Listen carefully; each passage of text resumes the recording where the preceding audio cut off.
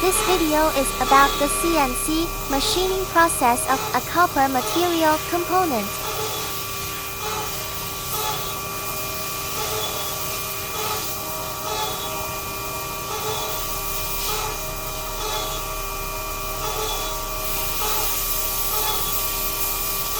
This is a process component.